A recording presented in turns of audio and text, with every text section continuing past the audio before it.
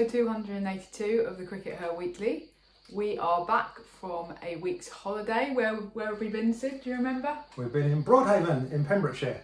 Yeah. Which is in Wales. And actually, well, the bottom left-hand corner of Wales, if you're not familiar with the place.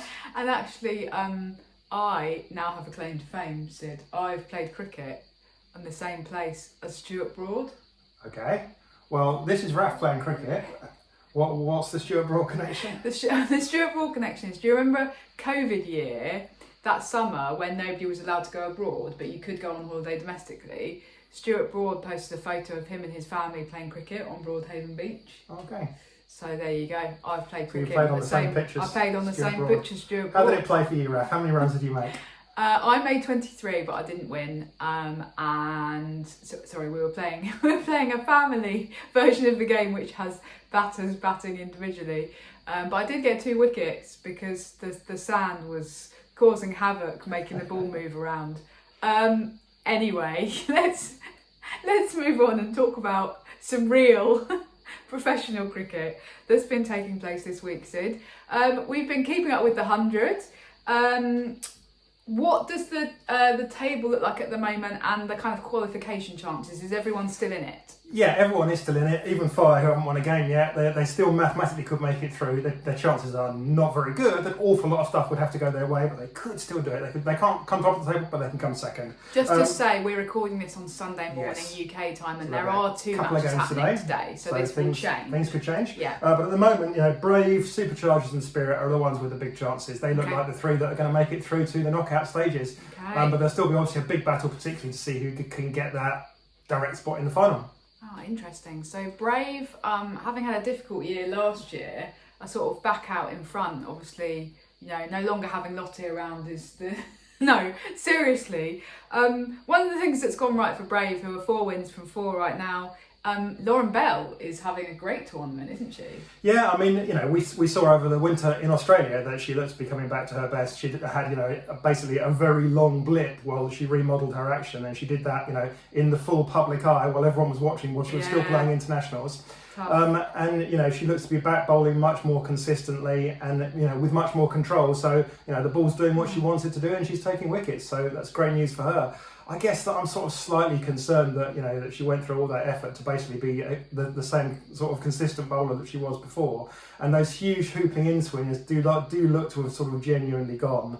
I know that the hope is that she can still pull them out when she wants to, but we're not actually seeing them. Yeah, I guess one of the reasons for changing her action, I'm not an expert in the mechanics of fast bowling at all, but what she and her coaches have said is that it was partly about making her action more sustainable and actually making it so that she could lengthen her international career and her playing career overall by being able to repeatedly bowl and not be concerned about injury. And touch wood, she has been very lucky with injury so far in her career, so let's hope that continues. So that may kind of explain it. But anyway, she's having a great tournament, so that's great to see.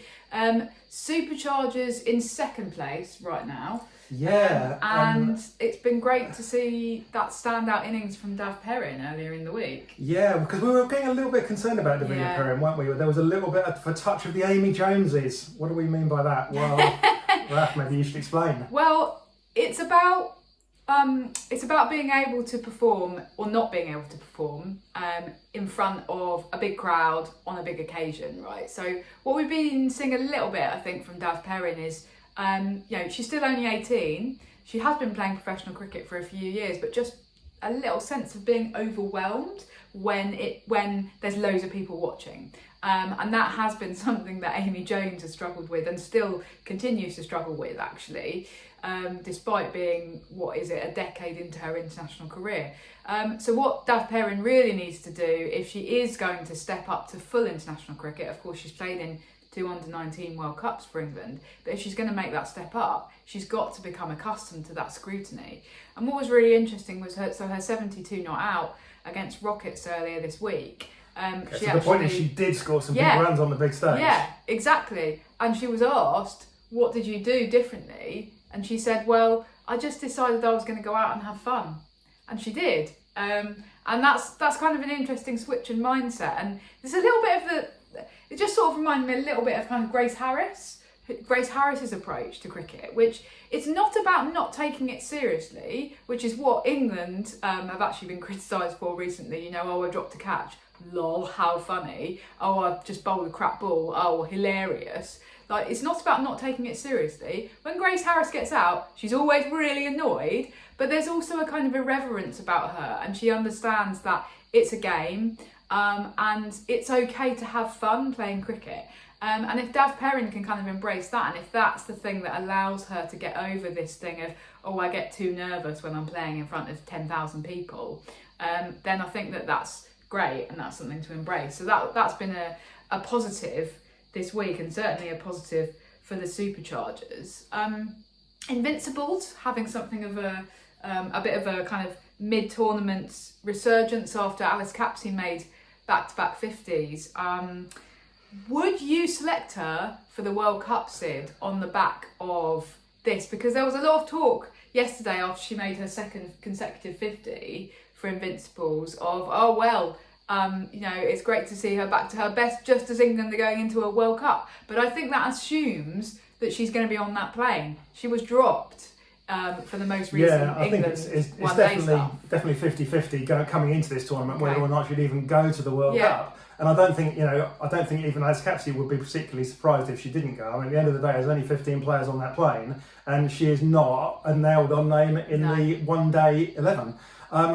You know, is this going to influence Charlotte Edwards very much? I doubt it, actually. I think that Charlotte, and rightly, I think, because, you know, it's not the same format, and I think that the format does make a difference. And I think that, you know, I suspect that Lottie already knows who she's going to take, and that decision's already, in effect, been taken. And, you know, it won't do any harm. If she'd had a disastrous 100, that may well have, you know, tipped Lottie over the edge the other way. But I think that Lottie pretty much will have made up her mind. This won't be massively influential on those selections. See, from my side, actually, Capsey's bowling in this tournament could be even more important than her batting, because England are desperate for Nat Sciver-Brunt not to have to bowl her full allocation of overs in the World Cup. So if Capsey can kind of stand up and go, look, I'm actually having a bit of a purple patch with the ball, and I'm capable of bowling 5 or 6 overs in every England game. Yeah, I mean, hello, pick me. Yeah, definitely, because England's issue, I mean, clearly is going to be that they don't want to rely on Nat Sciver-Brunt to bowl 10 overs in any game. No. They need 5 bowlers who are not called Nat Sciver-Brunt in every game. Yeah. And any overs that Nat bowls have got to be considered a bonus. You can't go into a game with 4 bowlers plus Nat. Don't think so. Yeah, that definitely could be an issue. But again, you know, it's going to be, if she can show some consistency here, that's great. But I don't think that's what's going to I don't think Lottie's going to change her mind on the basis of, oh, now Capsey's scored 250s. I wasn't going to select her, but I am now. But I don't think so. So if performances in the 100 don't matter, then that's probably good news for your girl Grace Scriven, Sid, who unfortunately has been dropped by the Rockets. Well, you can't blame her for the last 2 matches. For No, but haven't they won their last 2 games, Sid? Actually, I'm not 100% sure about that, because the games have been coming so thick and fast. But certainly, not having Grace Scriven's open seems to have been more successful. You know what? Look, I'm her biggest fan, but you know, would I be playing her in a? You know, do I think she should be playing for England in the shortest format? No, not really. And an even shorter format. Anyway, I think it's ironically next year when they move to a T20 format, assuming next year is when they do it, that could actually make things slightly easier for her, because she's got that little bit more time. Because in the 100, you really can't afford to have, you know, an opening batter that's, you know, going at the strike rate of 80 in the power play and chewing up, you know, 10, 15 balls at a strike rate of 80, unfortunately. And it's, you know, it's so cruel that, you know, one of our most promising players for the slightly longer formats, or for the one-day format and the test format going forwards, you know, she just seems to be, you know, getting so few chances on the grounds that she can't, you know, she can't produce the goods in the very shortest formats.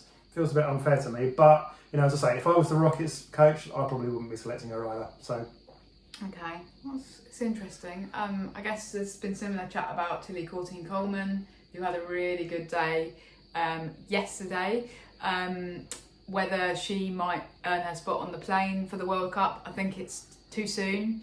And I think, as you say, like, Lottie will have kind of already selected her. But, you know, there is a sort of broader question about the extent to which the 100 as the showcase competition is really, whether it's really fair for for England to be looking at that and making judgments about players like Grace Yeah, Scrivens? well, I suppose what I'm saying is I don't think they are making No, judgments, okay. but certainly in terms of the public perceptions, and I think that there is a little bit of an element of with Grace Scrivens as well. She's struggling in T20, therefore she shouldn't play for England in one day either. Well, and that is actually interesting in and of itself, because for years, for over a decade now, since the women's game has started going professional at international level, people have been saying we're going to have specialist teams in women's cricket. We're going to have a specialist 20 over team and a specialist 50 over team. It's not happened. Yeah. Largely speaking, with the exception of one or two players, every nation is playing the same team in both white ball formats. Certainly all the big nations are playing basically the same core. There might be a couple of players that play a lot more of one format, but yeah. So we've obviously got Tammy, who plays 50 over, and then Australia have got somebody like Grace Harris, who's sort of considered more of a T20 specialist. But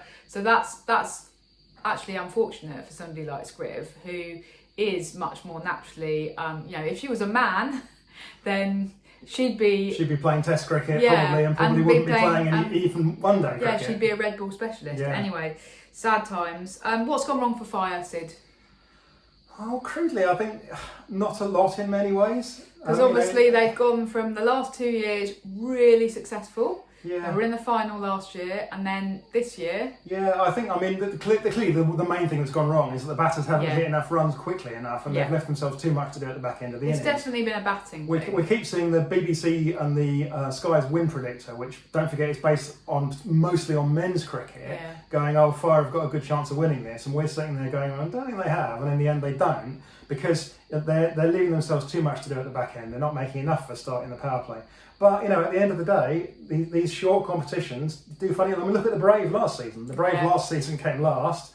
Now they're back to their best. If you get on a bad run, I think that's it. I think it's a very short competition, and it's fine margins, because the Fire are essentially the same team as they were last year, with a couple of kind of changes round the edges. They've got two of the same three overseas.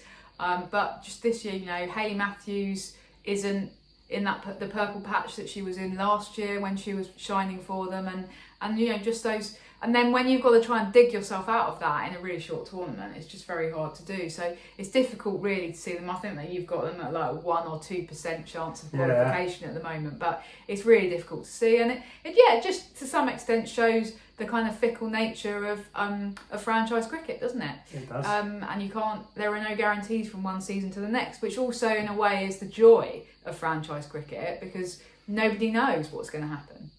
Anyway, we'll continue to be following the 100. But Sid, there was some very big news this week about other domestic cricket. Big news, huge. Other domestic cricket. So we now know what next season in England, the next year's domestic season, is going to look like. So if you remind people, there's 8 teams currently in Division 1. Next year it's going to go up to 9 teams, because Yorkshire will qualify for the Tier 1.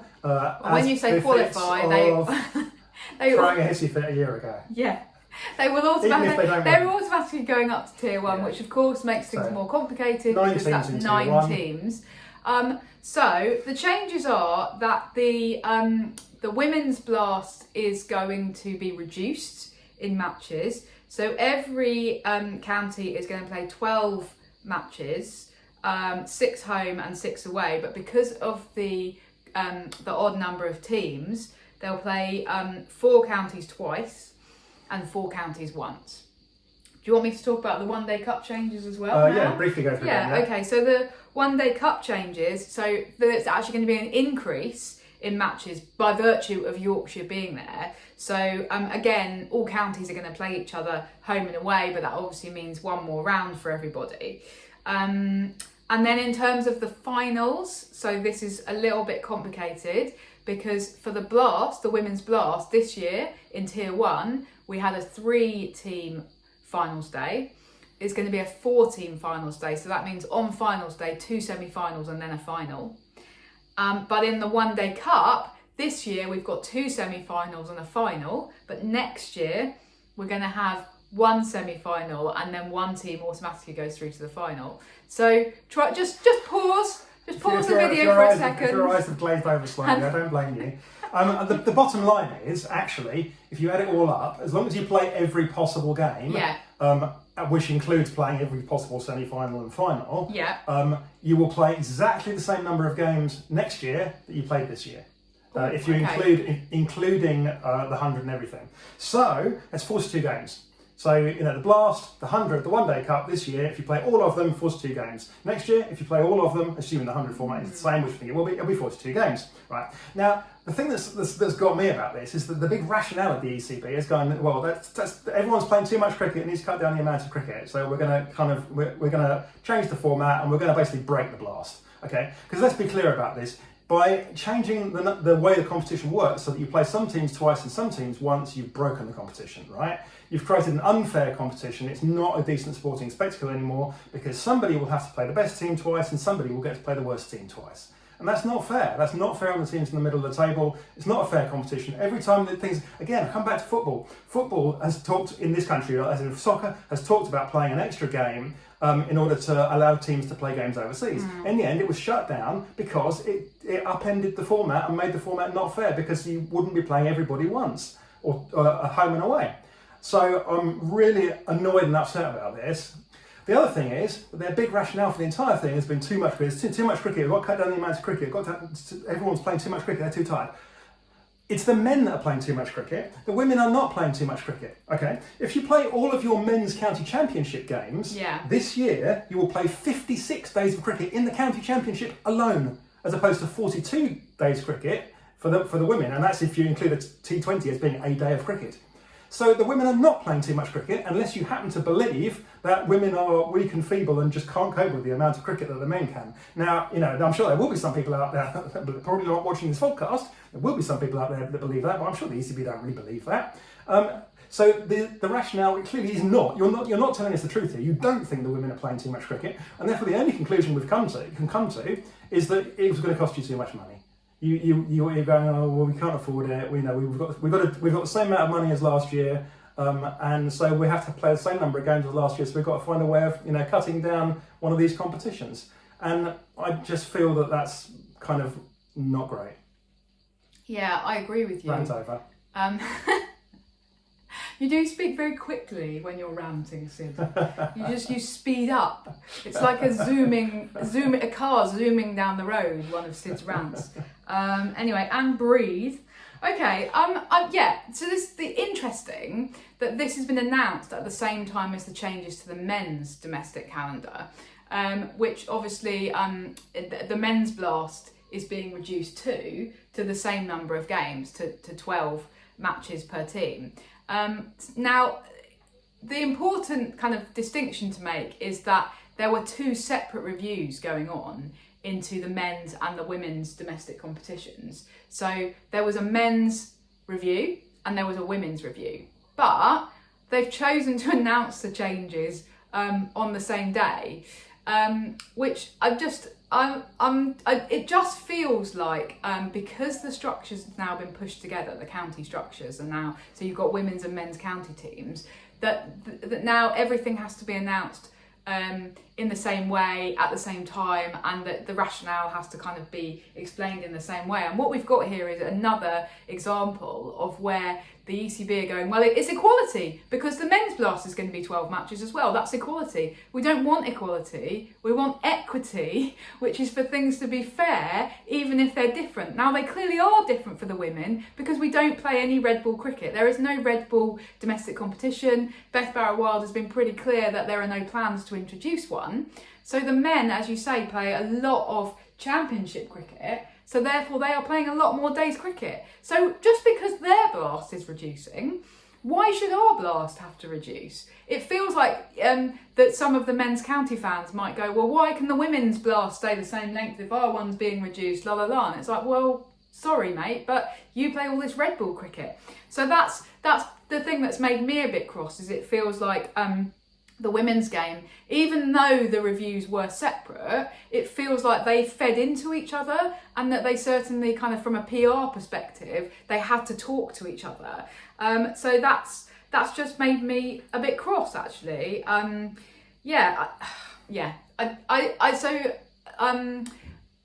it's a downside of having moved back to women's county cricket, isn't it? I think.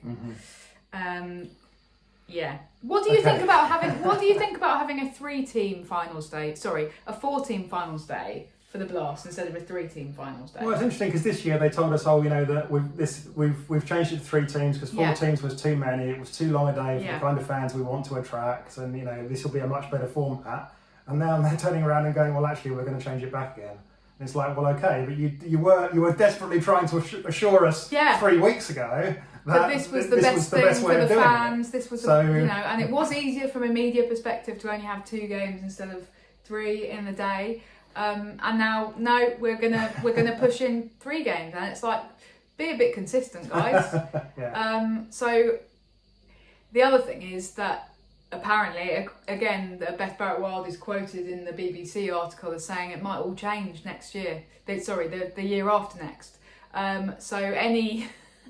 It just feels like the ground is constantly being pulled out from underneath our feet. Do you understand what I mean? That we're having to constantly readjust and get our head around changes. And if we're struggling to explain it and understand it and rationalise it, how is the casual fan going to... This is why for weeks the BBC was saying that there were 4 teams qualifying for finals in Tier 1 Yeah, because they just assumed. Because, so everybody is confused, and this is not helping. Yeah, the more changes that are made, then the harder things are, the harder it's going to be to attract new fans.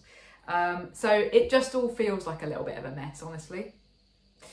Anyway, Sid, we had a question come in this week. It's a bit random, but it's about the Women's Ashes review report. Question from Ben on Blue Sky. Was there an ECB report into the 2025 Women's Ashes, and was it ever made public? If not, do you think it should have been made public? I'll answer the first question, which is there was. They called it a sort of review. They said, we always do a post-series review, but obviously this one was a little bit more, there was a little bit more interest in this one because it's not often that you get beaten 16-0. So there was a report, and it was not made public, and they actually, Claire Connor said that it was not going to be made public. She made the excuse that, lots of people contributed and we don't know that they'd be happy with their names being shared.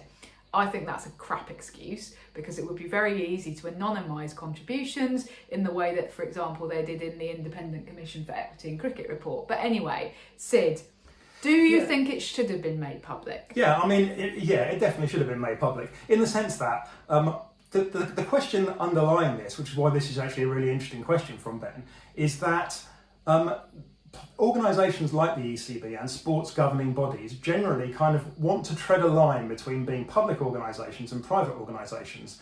And they end up a lot of the time going, we're a private organisation, so we're not going to release that. It's up to us what we release, because we're a private organisation that can do things privately. And then half the rest of the time they go, we're a public organisation, so can we have some government money to do this, that and the other, please? And, actually we're the custodians of cricket in this country, and that's why we're so important, because we're actually a public organisation that does a public good. It's like, make up your mind, guys. I think that ultimately where we'll get to in 40 or 50 years, and this might take 40 or 50 years, is that the governments will legislate and force national sporting bodies to become more accountable. Because this is about accountability, really. Yeah. I think it should have been published because there should have been accountability.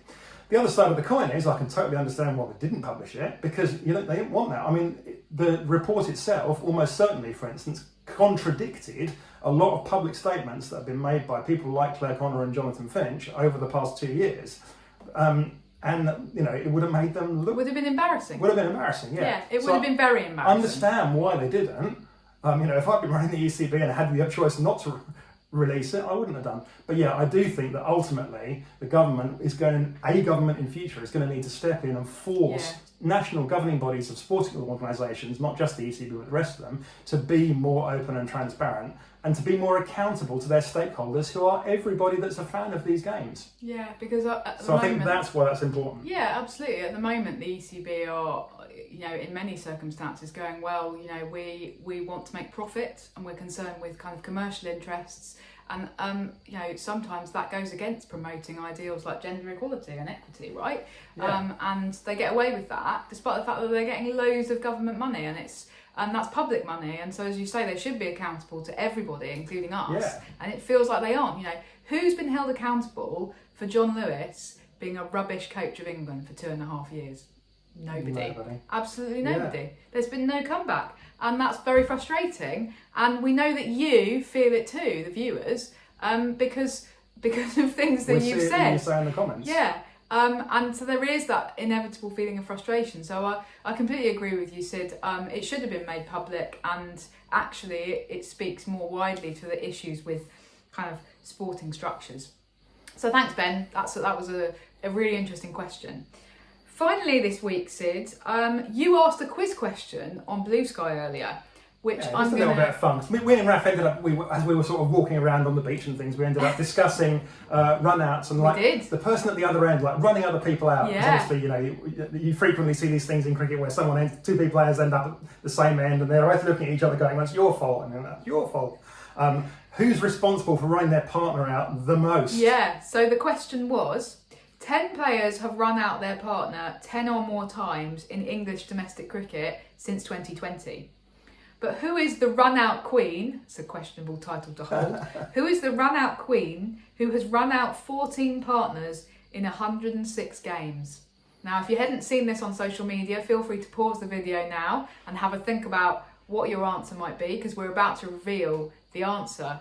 Over to you, Sid. The answer is Sophie Luff. Wow. So Sophie Luff and Grace Scrivens have both got 14 run-outs where they've run out their partner.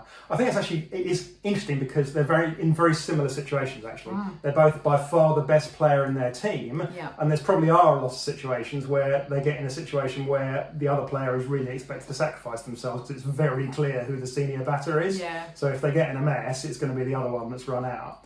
But there you go. So Grace Scrivens, 14 in 116 games, but Sophie Luff, 14 in just 106 games, so she's the winner, the run-out queen. So congratulations to Sophie Luff for holding that spurious title of run-out queen. Thanks everyone for tuning in. We will see you next week. Bye for now. Bye.